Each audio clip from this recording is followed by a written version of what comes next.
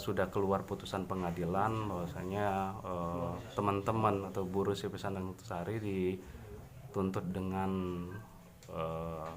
tuntutan yang begitu besar dan sudah keluar putusan pengadilan gitu. Nah, mungkin bisa diceritakan bagaimana kronologisnya dari awal. Ya. Pada tanggal 31 Maret kita dipanggil oleh perusahaan dari HRD. Ada 3 serikat di situ, ada Kasbi, Sebumi, sama SP2M. SP2M ini adalah warga di sekitar situ. Kami diundang secara lisan, dipanggil oleh Satpam untuk hadir di showroom. Ternyata ada pertemuan di situ, jadi dari pihak HRD baru menyampaikan bahwa akan ada diberlakukannya bekerja itu 50% yang bekerja, 50% tidak bekerja dikarenakan COVID. Alasannya seperti itu. Nah, di situ kita tidak langsung terima, dalam artian kita akan sampaikan dulu kepada kawan-kawan. Lalu di tanggal 30 tanggal 1 kita berhadapan lagi dengan perusahaan dan kita menyampaikan bahwa kita tidak setuju. Kenapa tidak setuju?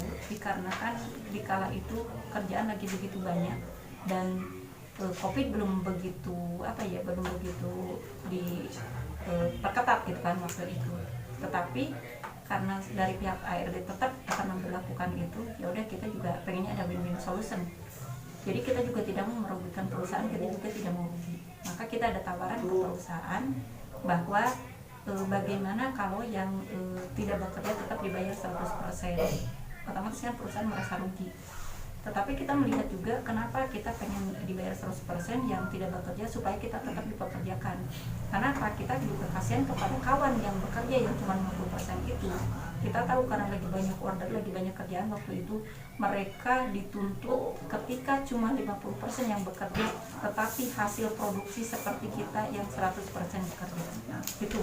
Jadi kita merasa dirugikannya bukan hanya kita yang di rumah, tetapi yang bekerja juga. Bukan karena dibayar 100%, tetapi mereka bekerja, mengeluarkan tenaga itu, harus menghasilkan produksi seperti yang bekerja 100%, seperti itu. Karena lagi banyak orderan. Tetapi di situ perusahaan tetap akan memberlakukan 50% dan dia akan membayar 25% dari upah untuk yang tidak bekerja. Ini sangat keterlaluan karena kalau dengar dari pabrik lain justru yang 65% untuk karyawan, yang 35% untuk perusahaan. Ini enggak, berbalik. Jadi kita ditawarkan 25%. Pada akhirnya si perusahaan meningkat menjadi 35%. Seperti itu.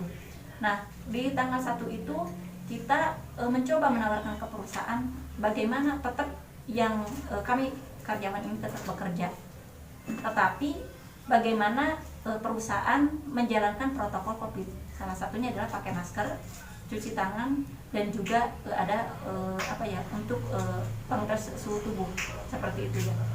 Tetapi si perusahaan memberikan masker 1 orang 2 masker kalau nggak salah. Lalu ada tempat cuci tangan, tetapi hanya beberapa tempat saja gitu, seperti itu. Tapi untuk yang satu, yaitu untuk menyediakan alat pendeteksi suhu tubuh, dari pihak HRD menyatakan bahwa dia mencari kemanapun tidak ada. Padahal kita sebelumnya juga sudah kontak, bahkan ada yang mengontak mantan personalnya di situ bahwa di toko Sakura banyak.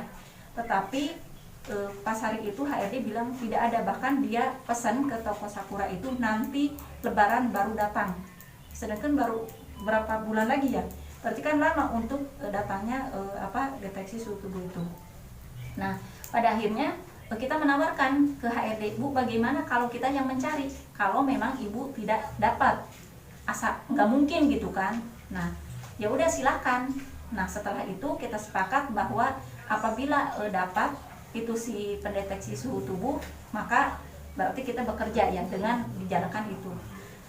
Si HRD nggak tahu ketika setelah bubar dari situ kita ngontek ke beberapa tempat termasuk ke dinas kesehatan juga ternyata ada di situ.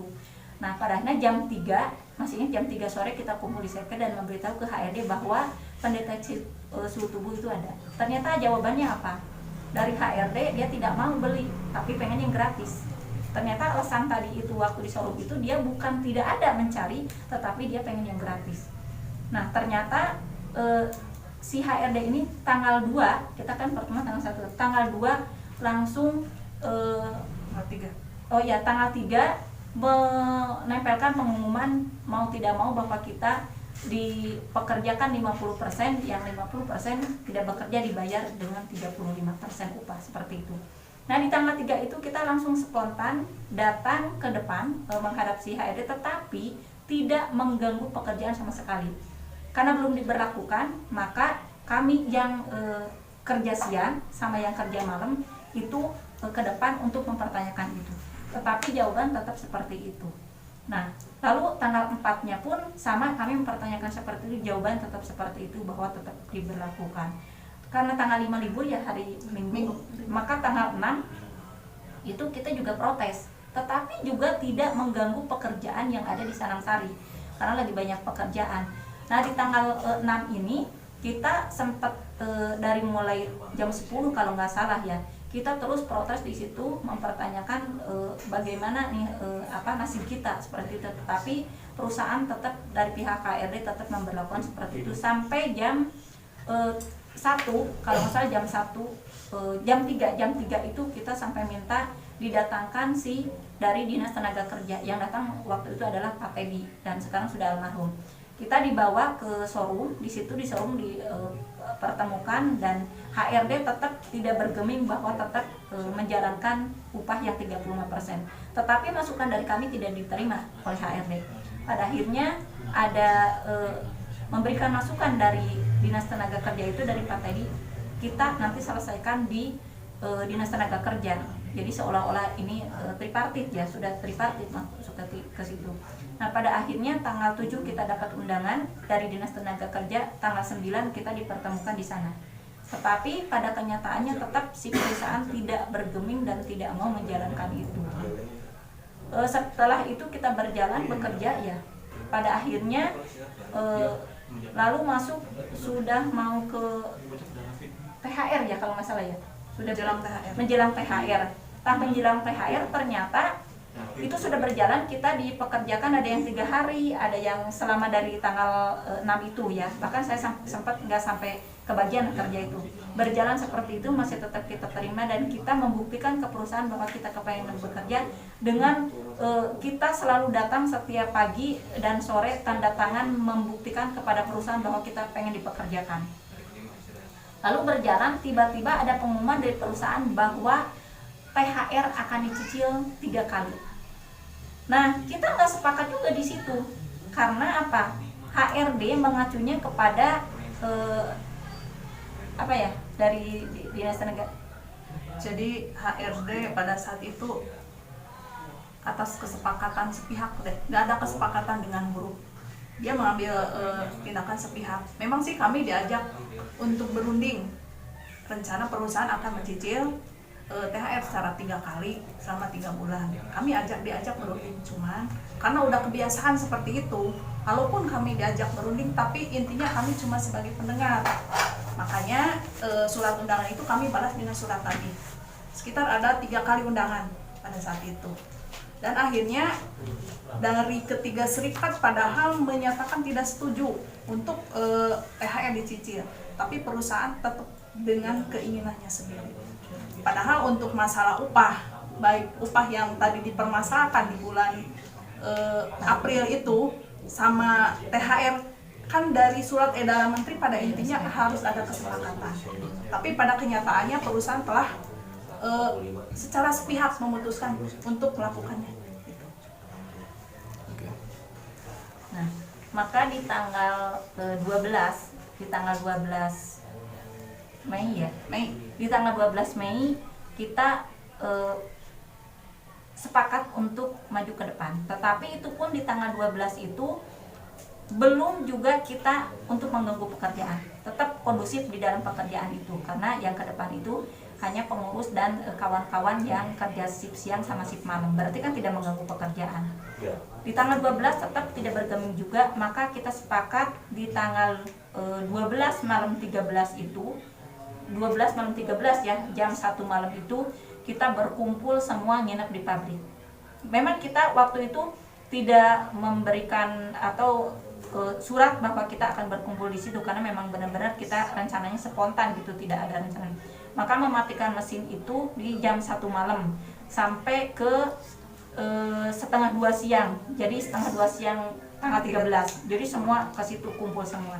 Setengah 2 kita bubar, karena tidak ada kesepakatan, maka setengah 2 yang jam 2 masuk. Nah, di tanggal 14 kita tetap bekerja. Tetapi di tanggal 14 itu sudah ada pengumuman buat karyawan yang tenunan, weaving, itu sudah diliburkan sama perusahaan. Hari tanggal 14 pun saya masih bekerja. Nah, di tanggal 14 itu, tanggal 14 sore, ketika kawan-kawan yang bekerja itu pulang setengah 5, perusahaan bikin pengumuman bahwa tanggal 15 itu libur total. Jadi tanggal 14 perusahaan bikin pengumuman bahwa semua libur di situ. Sedangkan kawan-kawan yang sudah pulang kan mereka tidak tahu, apalagi mereka yang jauh-jauh, benar enggak? Maka di tanggal 15 itu sudah terpampang, yang biasanya pengumuman itu cuma ditempel di dalam, ini di gerbang-gerbang luar juga ditempel. Ternyata maksud si perusahaan, jadi ketika karyawan datang mereka cukup melihat pengumuman maka mereka pulang. Tetapi kita tidak bisa menerima begitu saja karena mereka tidak tahu, dan ini menurut saya ini adalah kesalahan si perusahaan. Kenapa bikin pengumuman itu tidak ketika kawan-kawan lagi bekerja atau sebelum pulang, tetapi ini sudah mereka pulang dan banyak yang jauh gitu kan. Nah, di situ kita merencanakan bagaimana untuk bipartit dengan perusahaan, menanyakan kenapa tiba-tiba diliburkan seperti itu. Tetapi diliburkan itu hanya pengumuman saja. Tetapi banyak kawan-kawan bahkan di hampir semua bagian ditelepon sama Kabag bahwa siapa yang mau bekerja kalian lewat belakang. Seperti itu. Jadi tahu bahwa serikat ada yang di situ protes, maka kawan-kawan disuruh lewat ke belakang ke gerbang 2. Berarti kan tidak tutup ini ataupun tidak diliburkan si perusahaan ini. Pada akhirnya setelah diliburkan kita sepakat, karena ada dorongan dari kawan serikat lain yang menyatakan bahwa dia ingin nginep di situ, ya kita mah ditantang, ya kita nginep di situ. Pada akhirnya sampai kita menjalani 2 minggu kurang lebih nginep 24 jam di perusahaan. Maksud kita adalah kalaupun HRD tidak bisa menyelesaikan, minimal yang punya perusahaannya itu, ya pemilik perusahaan itu, karena di gerbangnya itu tempat ibadahnya dia, sembahyangnya dia, minimal ketika kita kumpul beliau bisa membuka pintu dan menanyakan kepada kami kalau permasalahan kami memang belum sampai kepada si pemilik. Itu maksud tujuan kami. Tetapi ternyata sampai padanya sampai puasa lebaran pun kita menjalani di situ. Tujuan kita adalah bukan hanya bukan menuntut itu saja, tetapi masih banyak tuntutan yang lain yang belum dijalankan oleh perusahaan. Salah satunya ada BPJS Ketenagakerjaan yang sudah bertahun-tahun mereka belum mendapatkan. Nah, bagaimana dengan kan perusahaan itu melakukan gugatan kepada pekerja untuk apa yang terjadi? Kenapa perusahaan melakukan gugatan kepada pekerja? Setelah kita masuk tanggal 2 Juni, ternyata tanggal 4 itu kami yang 10 orang dipanggil bahwa kami diberhentikan dengan alasan kami menjadi provokator buat kawan-kawan.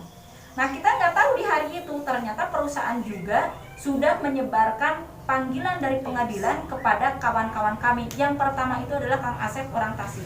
Begitu kita hari itu jam itu mendapatkan surat pemberhentian, tiba-tiba ada WhatsApp dari Kang Asep dari Tasik, dari keluarganya, bahwa beliau mendapatkan undangan panggilan dari pengadilan. Nah, di hari itu pun, dan kita nggak tahu, ternyata ketika kita cek semua ternyata itu di luar daerah dulu, di luar daerah Kota Bandung dulu, yang dikasihkan di Jawa, di Tasik dan Ciamis dan segala macam. Yang di Kota Bandung itu belakangan dapatnya. Nah, di situ kita kaget, kita digugat 12 miliar lebih dengan alasan kita mogok telah merugikan perusahaan itu selama 3 hari. Padahal kita yang bukan mogok, kalau menurut saya itu adalah protes, walaupun kata mereka mogok itu bukan 3 hari, tetapi hanya 1 hari di tanggal 13. Itu pun kurang dari 24 jam seperti itu. Dan kita mau menanyakan ke perusahaan pun tidak dikasih akses sama sekali sama perusahaan, tetap tidak diberikan akses seperti itu. Padahal kita mau tidak mau ya dijalani untuk ke PMH itu seperti itu. Ada berapa orang yang di PHK atau tidak dipekerjakan kembali Kalau di permasalahan itu hanya 10 orang pengurus dan itu hanya sebumi saja yang di PHK. Kemudian keluar putusan pengadilan, apa putusan pengadilan? Putusan pengadilan adalah kami tidak 210 orang, kan yang digugat 210 orang, tetapi yang kena denda harus bayar 569 juta itu hanya 189 orang. Dan 198 orang. Yang tadinya 12, sekian miliar sekarang menjadi 569 juta. Dari hasil putusan kemarin PMH. Jadi gugatan itu sebagian dikabulkan. Dari 210 orang buruh yang digugat menjadi 198 orang yang dinyatakan bersalah telah melakukan perbuatan melawan hukum dengan harus mengganti kerugian sebesar 500 juta. Kemudian untuk biaya perkara dibebankan kepada pihak yang kalah atau yang salah gitu kan, sebesar kurang lebih 69 juta. Dengan demikian kami harus membayar 569 juta. Setelah keluarnya putusan pengadilan, apa yang sudah teman-teman lakukan dan akan lakukan selanjutnya? Yang sudah kami lakukan adalah bagaimana kita lanjut permasalahan ini. Kita tidak mau menyerah, dalam artian apalagi harus bayar 500 sekian juta, maka kami banding. Ternyata banding ini kita harus membayar 82 juta sekian lah, seperti itu. Kebayang nggak sama kawan-kawan, jangankan untuk sekian puluh juta gitu kan, kita yang namanya buruh, apalagi sudah hampir 10 bulan kita diberhentikan bekerja seperti itu. Makanya kami hari ini adalah melakukan bagaimana terus konsolidasi dengan kawan-kawan untuk mengumpulkan koin itu sendiri seperti itu, atau minta dana sumbangan dari kawan-kawan itu sendiri, dan tidak cukup hanya untuk dari sebumi saja gitu kan, seperti itu. Makanya kami dengan siapapun seluruh masyarakat yang peduli terhadap nasib kami memohon untuk kepedulian dari kawan-kawan ataupun dari masyarakat untuk mengumpulkan koin itu sendiri, seperti itu. Mungkin ada harapan atau himbauan kepada teman-teman sesama pekerja, sesama buruh yang lainnya? Ya, saya sih mungkin kepada kawan-kawan, jangan pernah kita merasa ataupun melihat bendera hari ini, karena organisasi berbeda-beda bendera. Tetapi kawan-kawan harus ingat bahwa buruh itu di dunia ini hanya ada dua kelas, yaitu kelas buruh dan kelas pengusaha. Setinggi apapun jabatan kawan-kawan di perusahaan, kita adalah buruh, dan kapanpun perusahaan akan menendang kita. Maka hanya satu kuncinya adalah kita harus mempersatukan diri kita, dan kawan-kawan harus sadar berorganisasi. Apabila kawan-kawan hari ini tidak berorganisasi, maka kawan-kawan bersegeralah berorganisasi, dan masuk organisasi itu bukan hanya sekadar masuk, tetapi kawan-kawan harus bergerak, harus belajar, dan harus terus mempersatukan diri dengan kawan-kawan yang lain. Jangan pernah melihat bahwa oh si itu serikatnya ini, atau dia hanya sekedar kerja lapangan, saya mah sebagai staf ataupun sebagai manajer atau apapun di suatu perusahaan sudah tidak harus berpikir seperti itu lagi. Tetapi hari ini adalah kita hanya satu, adalah kelas pekerja, semuanya harus bersatu, karena pandangan dari perusahaan mau kalian jabatannya setinggi apapun, tetap kita dipandangnya adalah kita adalah buruh, seperti itu. Maka